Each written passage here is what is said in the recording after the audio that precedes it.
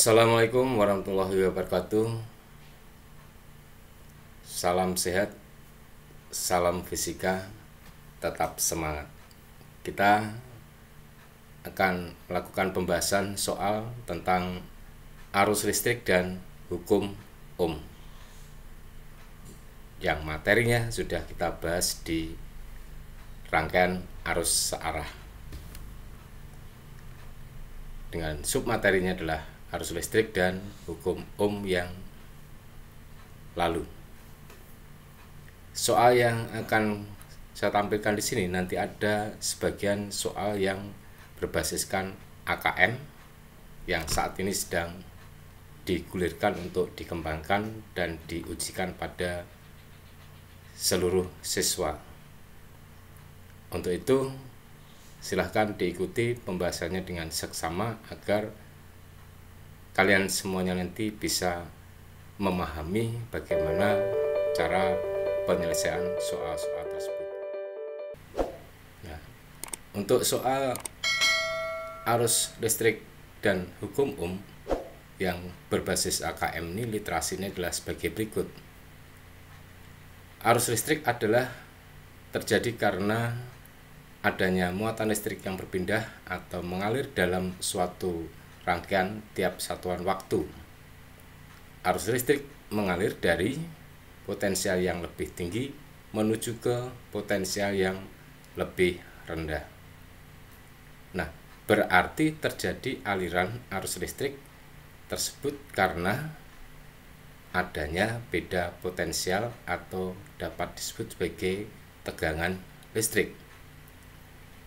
Jika pada suatu rangkaian arus searah diberi tegangan semakin besar, maka arus listrik yang mengalir pun juga akan menjadi semakin besar. Besaran arus listrik disimbolkan dengan huruf I kecil ya. Dengan satuannya adalah ampere yang dilambangkan dengan huruf A besar. Dan dirumuskan besarnya kuat arus listrik I adalah sama dengan I per T. Secara umum aliran arus listrik itu mengalir dari muatan positif menuju muatan negatif. Itu adalah pandangan secara umum.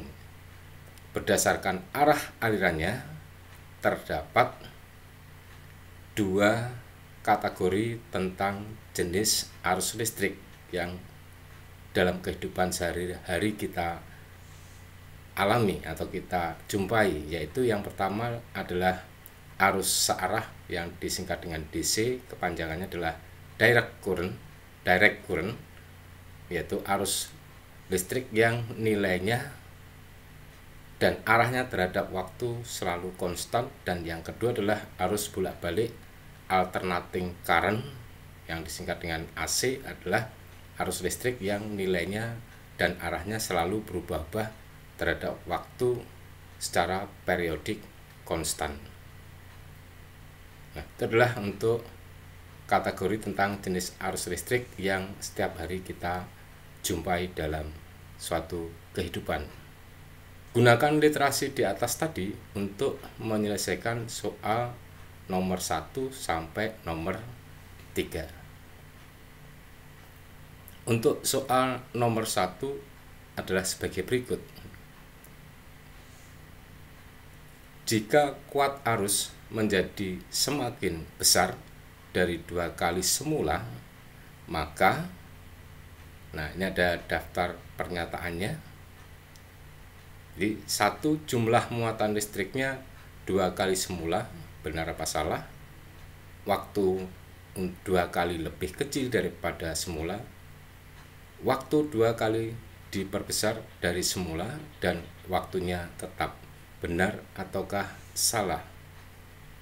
Nah, untuk menyelesaikan soal ini dari literasi yang sudah kita bacakan tadi, maka untuk dapat menjawab dengan benar, kita harus mengingat konsepnya bahwa berdasarkan dari perumusan kuat arus adalah banyaknya muatan persatuan waktu dan dirumuskan I sama dengan G per T, maka untuk pernyataan yang benar adalah jika untuk misalnya nomor 1, jumlah muatan listriknya 2 kali semula. Karena mau dijadikan 2 kali semula, maka muatan listriknya pun juga dijadikan 2 kali semula. Nah, pernyataan 1 adalah benar. Kita berikan tanda centang pada kata benar. Nah, kemudian untuk pernyataan yang kedua, waktunya 2 kali lebih kecil dari semula. Nah, kalau waktunya lebih kecil dari semula, sedangkan jumlah muatannya menjadi 2 kali semula, maka 2 kali setengah dibagi setengah menjadi 4 kali, bukan 2 kali lagi. Karena yang diminta adalah menjadi 2 kali semula arus listriknya, pernyataan nomor 2 berarti tidak benar. Kita centang pada bagian yang salah.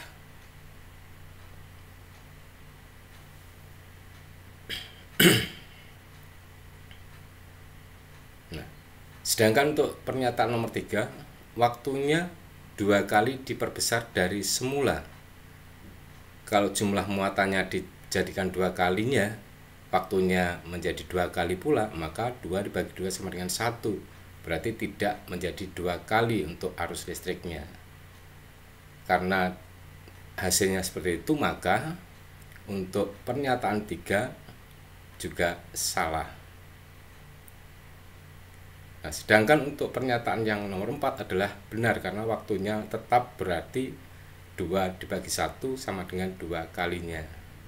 Nah, itu adalah untuk cara penyelesaian pada soal nomor 1 yang berbasiskan AKM. Untuk soal yang nomor 2, pernyataan di bawah ini yang benar adalah, nah, ini pernyataan 1, kuat arus listrik berbanding lurus dengan muatan listrik. Benar apa salah? Kemudian yang kedua, kuat arus listrik berbanding lurus dengan selang waktu. Benar apakah salah? Yang ketiga, kuat arus listrik berbanding terbalik dengan selang waktu.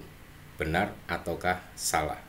Dan yang keempat adalah kuat arus listrik berbanding terbalik dengan muatan listrik. Benar ataukah salah? Nah, untuk menyelesaikan soal ini berdasarkan literasi tadi, konsep arus listrik adalah I sama dengan G per T. Nah, maka dilihat dari rumusnya I sama dengan G per T, dapat dinyatakan bahwa besarnya arus listrik adalah sebanding dengan besarnya muatan listrik dan berbanding terbalik dengan selang waktu. Dengan demikian, maka untuk pernyataan yang nomor 1, kuat arus listrik berbanding lurus dengan muatan listrik adalah kita centang pada bagian yang benar.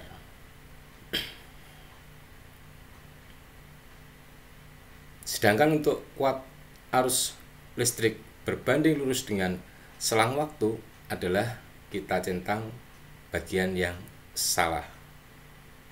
Karena berbanding terbalik dengan selang waktu. Dan pernyataan yang ketiga, kuat arus listrik berbanding terbalik dengan selang waktu. Nah, ini adalah kita centang bagian yang benar.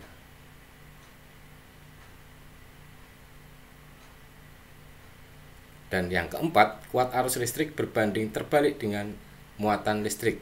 Ini pun juga pernyataan yang salah. Kita centang pada bagian yang salah. Kemudian kita lanjutkan untuk soal yang nomor 3. Sebuah zarah pecah menjadi 1/8 bagian dari semula dalam waktu 1/4 detik. Zarah itu adalah suatu muatan. Maka berapakah kuat arus listriknya? Bisa ulangi, untuk sebuah zarah itu adalah sebuah muatan pecah menjadi 1/8 bagiannya. Pilihan jawabannya adalah A 0,5 ampere, B 1 ampere, C 2 ampere, dan D adalah 3 ampere. Sedangkan untuk E adalah 4 ampere. Pilihan jawaban yang mana yang tepat untuk soal nomor 3 ini? Jadi berdasarkan konsep arus listrik tadi, I sama dengan I per T, maka dapat kita selesaikan zarahnya menjadi 1/8 bagian, kemudian waktunya 1/4 detik, maka 1/8 dibagi 1/4, I sama dengan setengah ampere, maka pilihan jawabannya adalah A. Dalam bentuk soal yang lain, kita lanjutkan untuk soal yang nomor 4.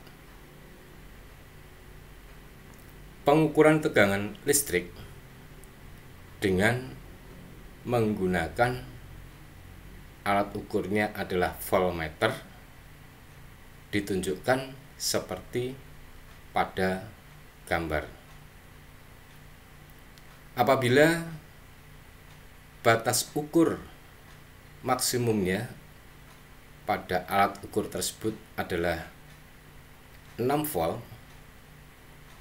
berapakah besarnya tegangan saat pengukuran tersebut? Nah, ini adalah sebagai gambarnya, akan ditunjukkan seperti itu. Nah, ini alat ukurnya, untuk alat ukur voltmeternya. Nah, setelah dilakukan pengukuran ternyata menunjukkan ke angka 10. Di jarometernya menunjukkan ke angka 10, dan di sini tersedia pilihan jawabannya yaitu A 2 volt, B 4 volt, C 6 volt, D 8 volt, dan E 10 volt. Nah, berdasarkan dari perumusan yang sudah ada di materi sebelumnya, bahwa hasil pengukuran itu adalah HP sama dengan SP per JSP kali BPM. HP hasil pengukuran, SP skala pengukuran yang ditunjukkan, kemudian JSP adalah jumlah skala pengukuran dikalikan dengan batas pengukuran maksimumnya. Maka diperoleh V sama dengan penunjukannya 10 dibagi jumlah skalanya 15 dikalikan batas pengukuran maksimumnya adalah 6 volt. Hasilnya V sama dengan 10/15 kali 6 adalah sebesar 4 volt. Berarti pilihan jawabannya adalah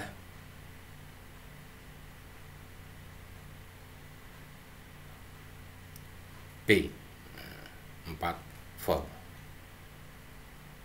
Berikutnya soal yang nomor 5. Pengukuran kuat arus listrik dengan menggunakan ampere meter. Ditunjukkan seperti pada gambar. Apabila batas ukur di setel pada maksimumnya adalah 300 mA, berapakah besarnya kuat arus listrik saat pengukuran tersebut? Perhatikan gambarnya seperti itu. Jadi ini adalah alat ukur ampere meter dan menunjukkan pada skala tertentu jarometernya, yaitu pada skala 7 ya. Jadi 5, 6, 7. Nah, dari hasil pengukuran tersebut nanti akan bisa kita selesaikan berapakah besarnya kuat arus listrik yang sedang kita ukur tadi, dengan pilihan jawabannya adalah A 60 mA, B 100 mA, C 140 mA, D 180 mA, dan E 220 mA. Berdasarkan dari HP sama dengan SP per JSP kali BPM, dengan HP-nya adalah I, SP-nya 7, JSP-nya 15, BPM-nya 300 mA, maka I sama dengan 140 mA. Jadi untuk soal nomor 5 ini jawabannya adalah C. Soal yang terakhir adalah soal nomor 6. Penghantar listrik dari bahan tembaga panjangnya 10 meter dan luas penampangnya 5 mm pangkat 2. Hambatan jenisnya pada suhu 20 derajat Celcius sebesar 1,7 kali 10 pangkat min 8 ohm meter, dan tembaga ini memiliki koefisien suhu sebesar 4 kali 10 pangkat min 3 per derajat Celcius. Tentukan besarnya A. Hambatan penghantar pada suhu 20 derajat Celcius, dan B. Hambatan penghantar pada suhu 120 derajat Celcius. Nah, dari soal tersebut kita dapat tuliskan apa saja yang diketahui, yaitu panjangnya L sama dengan 10 meter, luas penampangnya A sama dengan 5 mm pangkat 2, berarti sama dengan 5 kali 10 pangkat min 6 meter pangkat 2. Rho 0 sama dengan 1,7 kali 10 pangkat min 8 ohm meter, dan koefisien suhunya alfa adalah sama dengan 4 kali 10 pangkat min 3 per derajat Celcius. Dan yang ditanyakan adalah A. Hambatan pada suhu 20 derajat Celcius, kita lambangkan RO, dan B. Hambatan pada suhu 120 derajat Celcius. Kita selesaikan. Untuk RO sama dengan Rho O L per A. Rho nya 1,7 kali 10 pangkat min 8 dikalikan L nya 10, dan kemudian A nya 5 kali 10 pangkat min 6. Hasilnya adalah 3,4 kali 10 pangkat min 2 ohm. Nah, untuk menyelesaikan soal yang B, hambatan pada suhu 120 derajat Celcius kita nyatakan dengan RT sama dengan R0 dikalikan dengan 1 plus alfa delta T sama dengan 3,4 kali 10 pangkat min 2 kali 1 plus 4 kali 10 pangkat min 3 kali 120 min 20, sehingga hasilnya adalah 3,4 kali 10 pangkat min 2 kalikan 1 plus 4 kali 10 pangkat min 3 kali 100 sama dengan 3,4 kali 10 pangkat min 2 kali 1,4, dan hasilnya RT nya adalah 4,76 kali 10 pangkat min 2 ohm. Demikian tadi pembahasan soal arus listrik dan hukum Ohm.